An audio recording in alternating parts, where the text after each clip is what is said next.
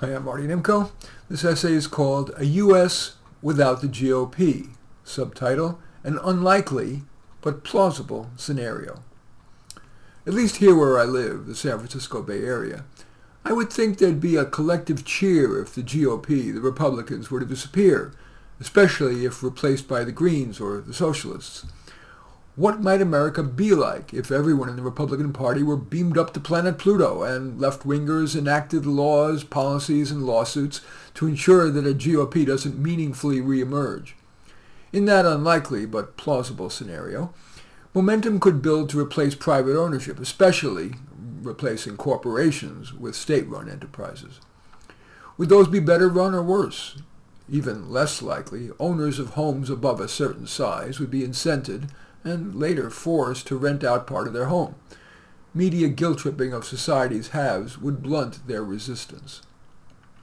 Because, by definition, most people lose in merit-based competition, I could see the populace supporting an acceleration of selection in colleges, employment, and awarding of government contracts based more on random selection, subject to race and gender balance. Not completely random, but more randomness. The left is fond of asserting that diversity is our greatest strength. That accelerated affirmative action would put that to the test. Would the quality of everything from our electric service to our airline flights, from customer service to our medical care be better or worse? Relatedly, unionization would accelerate.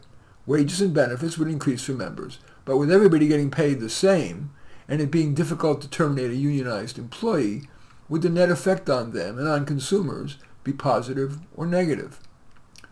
The redistribution from haves to have-nots would extend to foreign aid. For example, aid to Israel would be cut while money for have-not entities, from the Palestinians to sub-Saharan African countries, would increase. In further ratcheted up efforts to control the world's climate, car use would be taxed ever more. Gas taxes, tolls, parking meters, registration, and tickets would double. The money would be used overwhelmingly for mass transit, creating ever more strangling traffic in the government's press to force people out of their cars. Taxation is already progressive. The top 10% already pay 74% of the income taxes.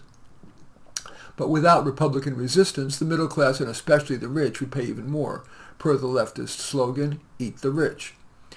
Some middle and upper income people would continue to work hard, motivated by a desire to be productive or for the pleasure of work, but other people, who work hard in part because of competition for better pay, would, if forced to pay yet more in taxes, work less. Conversely, lower income people, the beneficiaries of redistribution, might work more. Whether the quality of the products and services they produce would be better or worse is subject to question.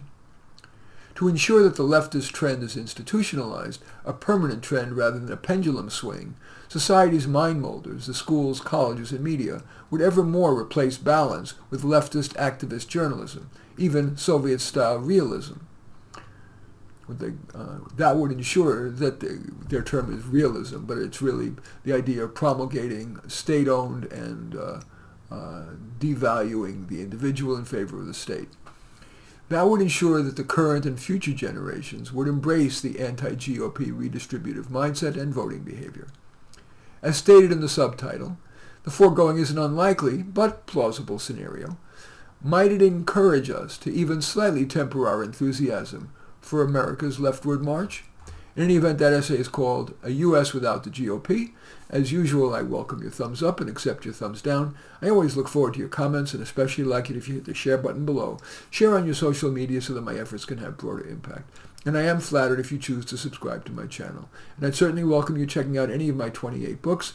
My most recent is called A Dose of Reality. All 28 are available on Amazon. Just go to Amazon, search on my name. You'll see them all, Marty Nemko, N-E-M-K-O.